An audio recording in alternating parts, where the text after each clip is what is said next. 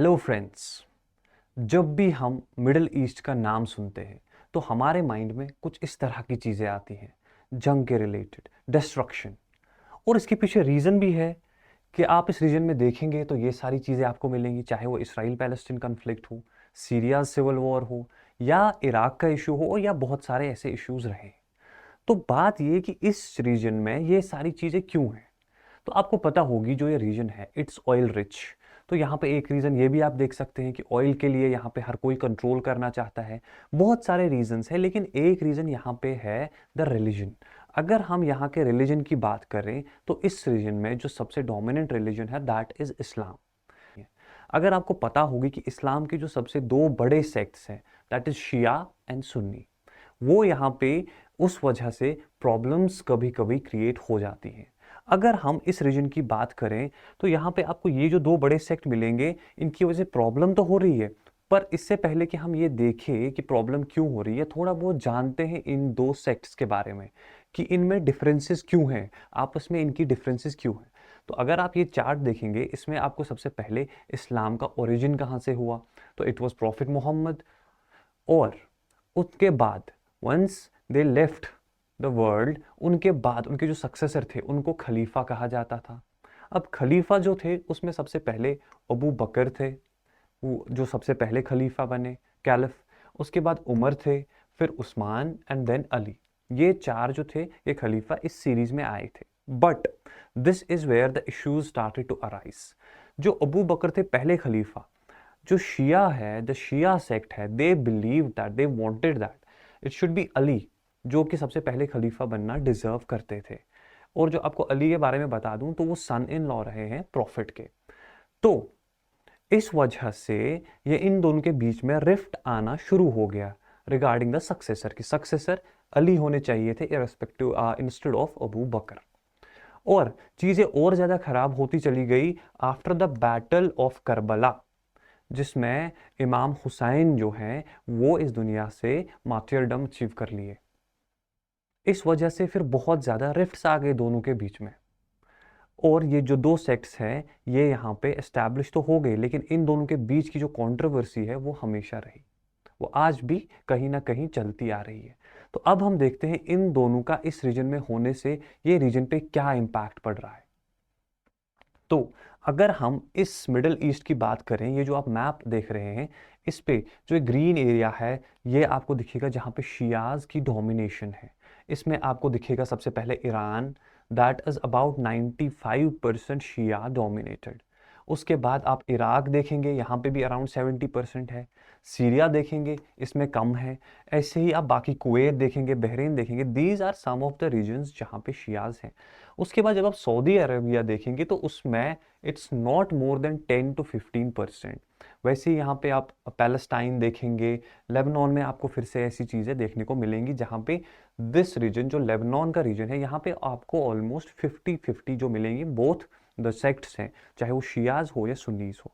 अब आगे बढ़ के हम वन बाय वन देखते हैं कि यहाँ पे मेन कंटेंशन क्या हो रहा है, हो क्या रहा है।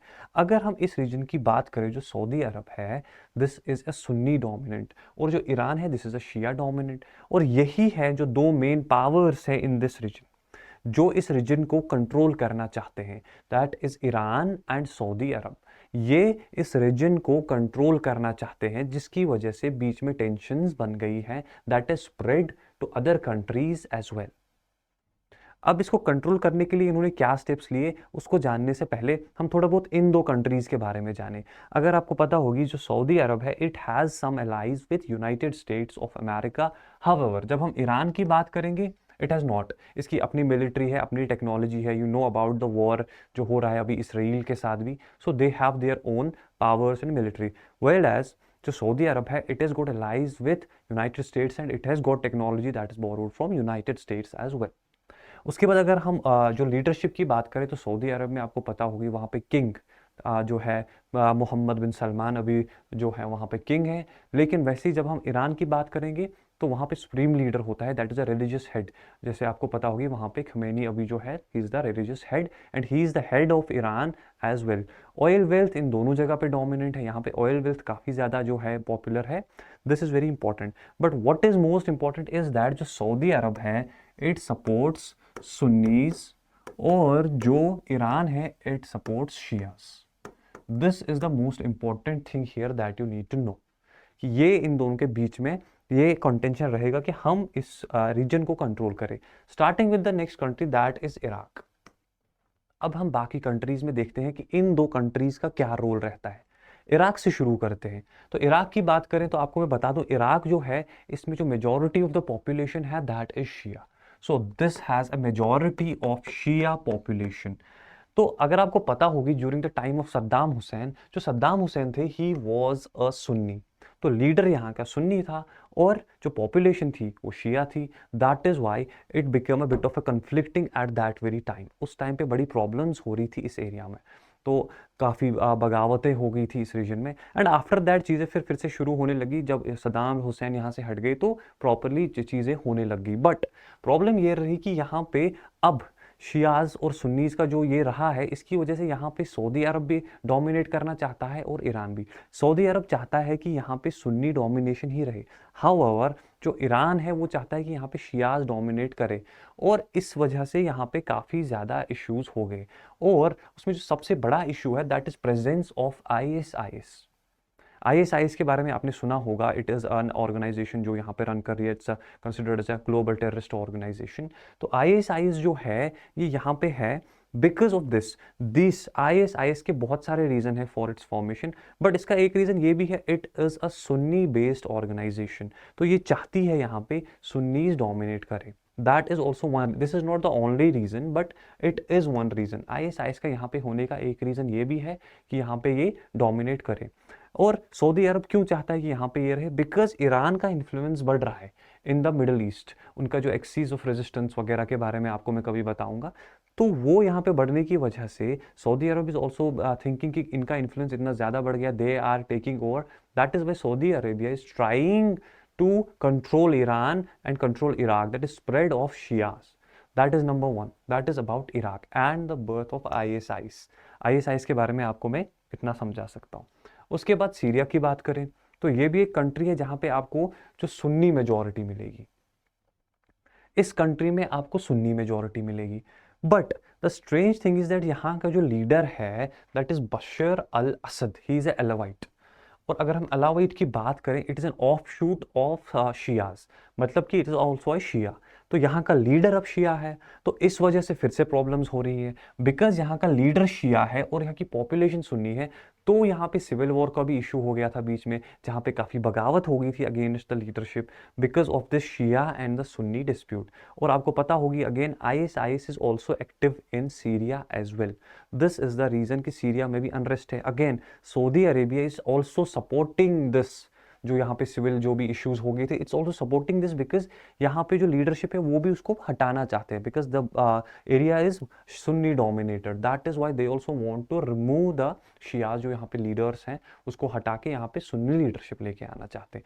That is the interest of Saudi Arabia in this. However अगर हम ईरान की बात करें, वो यहाँ पे सपोर्ट कर रहे हैं, क्यों? Because he is a Shia and as I said कि ईरान वहाँ पे सपोर्ट जरूर करेंगे जहाँ पे शिया होगा, और सुन्नीज को सपोर्ट मिलेगा from Saudi Arab. These are the two dominant powers right now in Middle east.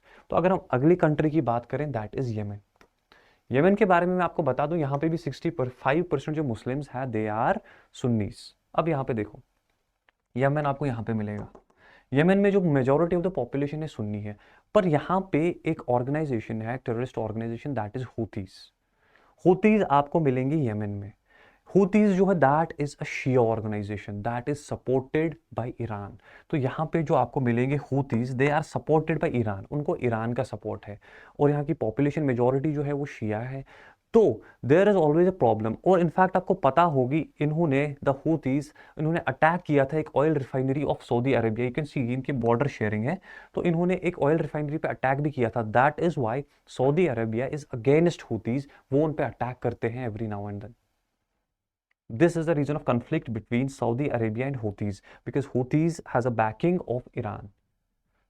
जब हम इसी के आगे बढ़ेंगे तो Houthis are not meant for only this. आपको पता होगी रेड सी में उन्होंने काफ़ी ज़्यादा शिप्स पे भी अटैक किया था जो कि इसराइल की थी या बाकी जगहों की थी, because they are also against fighting a war against Israel as well. वो इसराइल फलस्तीन के चक्कर में केस में इसराइल के खिलाफ लड़ रहे हैं। That is also very important and they have issues with Saudi Arabia as well.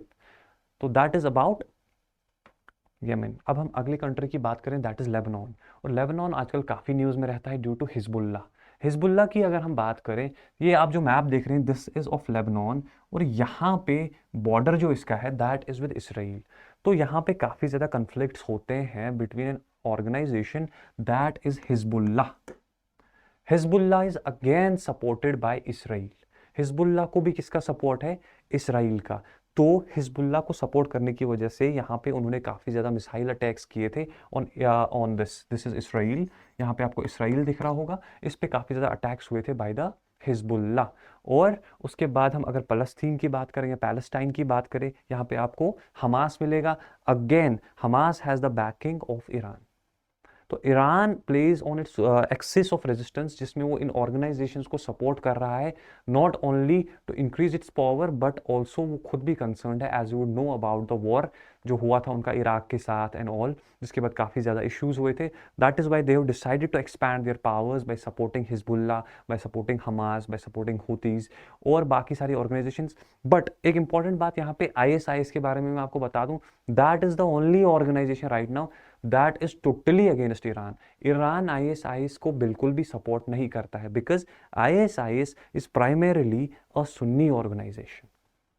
So that is why because of all these things, जैसा आप देखेंगे one country is supporting some organisations तो अदर कंट्री बाकी सारी organisations को support कर रही है। इसकी वजह से इस एरिया में आपको हमेशा अनरेस्ट मिलेगा। That is why this area will always have unrest. That is very important कि आपको ये अनरेस्ट समझ में आने के लिए आपको इस्लाम की हिस्ट्री थोड़ी पता होनी चाहिए। उसके बाद how the organisations were formed, क्यों बनी और कैसे किसको सपोर्ट करने लगी। तो अगर आप UPSC की तैयारी कर रहे हैं, अनअकैडमी आपके लिए बहुत ही अच्छी ऑफर लाया है एट जस्ट ₹24,999, जिसमें आपको सारे बैचेस मिलेंगे, all English batch, bilingual batch हो या हिंदी बैच, जो लैंग्वेज में आपको पसंद है उस लैंग्वेज में आप पढ़ सकते हैं एट जस्ट ₹24,999। अगर आपको फर्दर डिस्काउंट चाहिए तो यूज़ माई कोड ATF, तो आपको फर्दर डिस्काउंट भी मिलेगा, मतलब इससे भी सस्ते में मिलेगा। तो that's all from my side. I hope you like the lecture. See you next time. Bye bye.